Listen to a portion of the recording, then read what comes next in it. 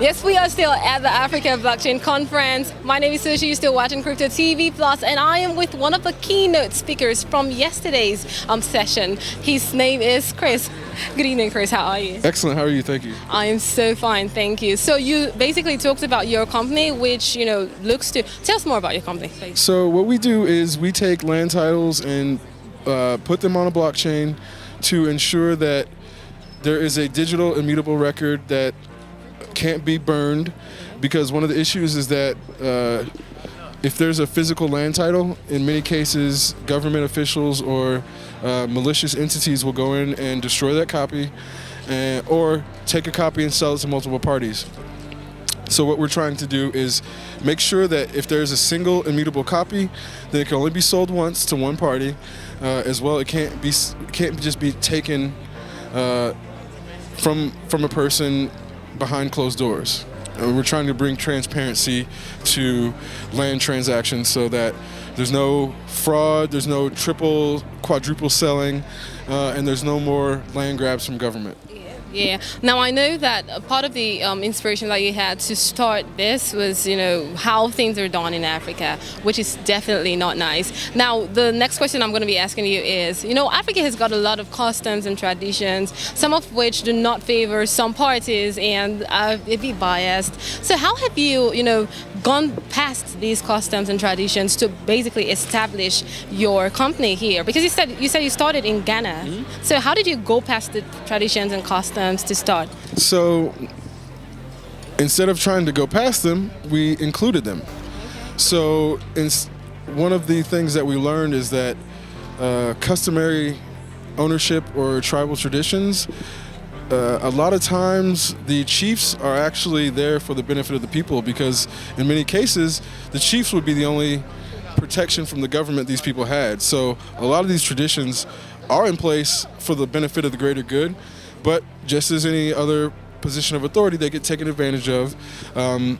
So what we wanted to do was create a platform that included the traditions, but also made it so that the common exploitation that was happening in the old systems wasn't possible in the new system. So if you need approval from a chief, it's going to be digitized, and the chief's going to use an application to send that approval to the government.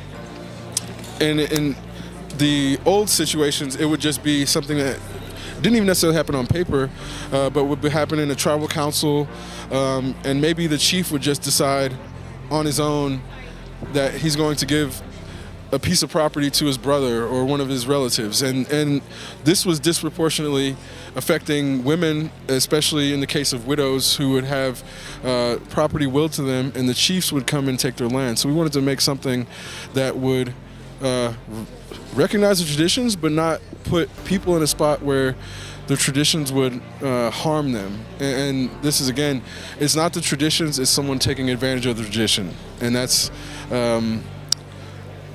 understanding that nuance is where it was able to distinguish between the nefarious chiefs and the chiefs that actually want to do good, because a lot of these chiefs are tech savvy, they're forward thinking, and they want to figure out new ways to protect their people.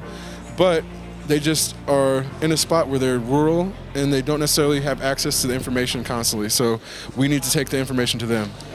Of course. So apparently you have started one of the use cases of blockchain technology, which is the process of securing, assets on the blockchain. So yes. Now, do you think that Africa can definitely benefit from this revolutionary technology in the long term? Absolutely. Someone just asked me if I was to look at, I've been in Uganda since Monday, if I was to look around and say, what's one quick thing you could think of to say, how could blockchain benefit this country? The potholes. So if you have somebody who's going around and marking the potholes, you could have a situation where the government is rewarding people for putting potholes onto a map, so then the government could go fix them. And this is something that could become a synergistic movement between the people and the government.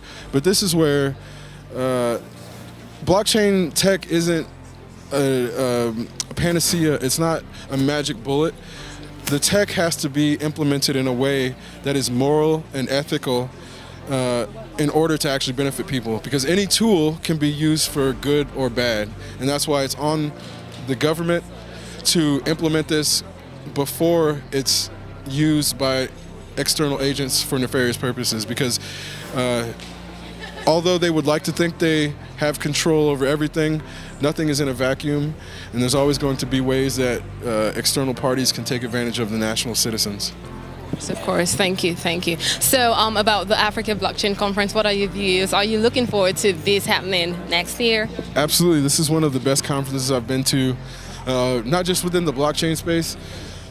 Too many conferences are just people going to hear their own voices, and this one was this one was actually fruitful. There was some conflict, so that was the fact that we got to see public officials disagree in public.